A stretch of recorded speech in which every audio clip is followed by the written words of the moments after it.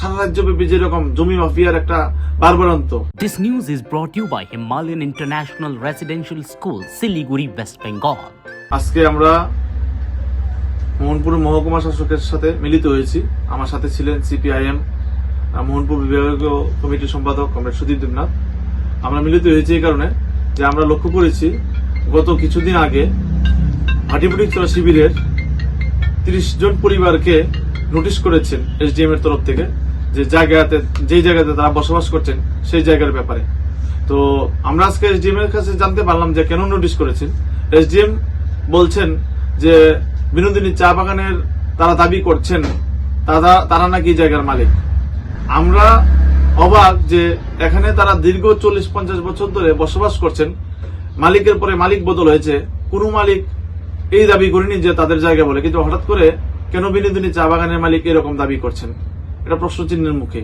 কারণ তারা যে সময়তে বসবাস করছে তাদেরকে কোনো সময় কোনো সরকারি আগে যারা ছিলেন, বিশেষ করে বামফ্রন্ট সরকারের আমলে কোনোদিন দেখিনি যে তাদেরকে এরকম ডিস্টার্ব করতে, কিন্তু হঠাৎ করে একটা সারা রাজ্যব্যাপী যেরকম জমি মাফিয়ার একটা বারবারান্ত, সেই রকম কিছু আছে কিনা সেটা আমরা জানার জন্য আজকে মিলিত হয়েছে এসডিএম এর কাছে। কিন্তু আমরা দেখতে পাচ্ছি যে এই বাগানের মালিক যেভাবে দাবি করছেন সেটা দাবি করতে পারেন না। তারা দীর্ঘ 40-50 বছর ধরে বসবাস করছেন, এখানে কোনোদিন চা বাগান, একটা চা গাছের চারাও ছিল না সেই জায়গাতে, কিন্তু তারপরেও তারা এরকম দাবি করছেন। তবে আমরা এই দাবিকে আমরা মানছি না, আমাদের পার্টির তরফ থেকে মানছি না, আমি এজ এ বিধায়ক হিসেবে আমরা মানছি না। কারণ এখানে যারা বসবাস করছেন শ্রমজীবী অংশের মানুষ, বিশেষ করে দরিদ্র অংশের মানুষ, বিপিএল পরিবার, আমরা শিবির নামেই চিনি জায়গাটাকে। তো স্বাভাবিক তারা শিবির হিসেবে যেহেতু বসবাস করছেন, তাদেরকে যাতে কোনোভাবেই উচ্ছেদ না করা হয় এবং তাদেরকে যাতে যে জায়গাগুলো আছে তাদেরকে অ্যালটমেন্ট দিয়ে তাদেরকে একদম থাকার জায়গা একদম বন্দোবস্ত দেওয়ার জন্য আমরা দাবি করেছি, যাতে এখানে যে পরিবারগুলা যে জায়গা নিয়ে বসবাস করছে তাদের যাতে 1 ইঞ্চি জায়গাও যাতে কম যাতে না দেওয়া হয়, পুরো সম্পূর্ণটাই যাতে অ্যালটমেন্ট দেওয়া হয় সেই রকম ব্যবস্থা যাতে করে আমরা এসডিএম এর কাছে দাবি রেখেছি। যে এখান থেকে তাদেরকে সরানো যাবে না, তাদেরকে এখানেই থাকবে। কারণ চা বাগানের মালিক কর্তৃপক্ষরা কোনোদিন এখানে বাগান করেনি, আদৌ এখানে বাগানও নেই।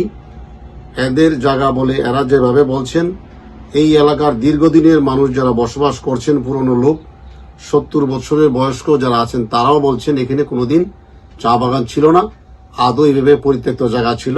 এই জায়গার মধ্যে সরকারিভাবে একটা প্রাইমারি স্কুল আছে, একটা আইসিডিএস সেন্টার আছে, এখানে পশ্চিম ফটিকছড়া গ্রাম পঞ্চায়েতের পঞ্চায়েত অফিস আছে, একটা হেলথের সাব সেন্টার আছে, এখানে একটা ছোট্ট বাজার আছে, সেখানে বাজারের স্টলও আছে, এখানে একটা নাথ মন্দির আছে, এখানে পূজার মণ্ডপ আছে, এখানে কীর্তন হয়।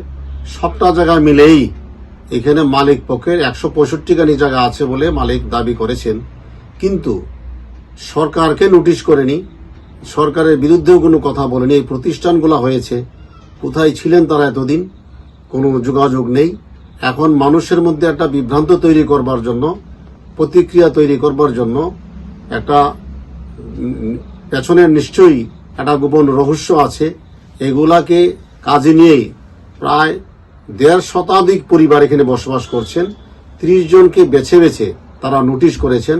আমরা তার তীব্র প্রতিবাদ করছি এবং এই সমস্ত কর্ম থেকে বিরত থাকবার জন্য মহকুমা শাসকের কাছে আমরা জানিয়ে আসি। আমাদের বিধায়ক, আমাদের 3 বামুটিয়া বিধানসভার নয়ন সরকার এবং আমি নিজে ছিলাম, আমরা আমাদের পার্টির তরফ থেকে যেরকম ওনাকে একটা কাগজ দিয়েছি, আমাদের বিধায়ক সাহেবের দিয়েছেন, উনিও বলবেন।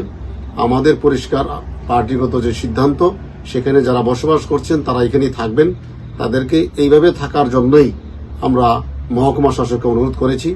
মহকুমা শাসক বলেছেন একটা টিম তৈরি করেছেন, তারা তদন্ত করবেন, তারপর 2 পক্ষের শুনানি শুনবেন, তারপরে কথাবার্তা বলবেন। তখন আমরা বলেছিলাম, এমএলএ সাহেব বলেছে, আমিও বলেছি যে এই যদি হয় তাহলে গভর্নমেন্টকে নোটিশ করেছেন কিনা, গভর্নমেন্টের কোনো প্রতিষ্ঠান, এডুকেশন ডিপার্টমেন্টকে নোটিশ করেছেন কিনা, আইসিডিএস এর যেহেতু জায়গা আছে এখানে তারা ঘর আছে, তাদেরকে নোটিশ করেছেন কিনা।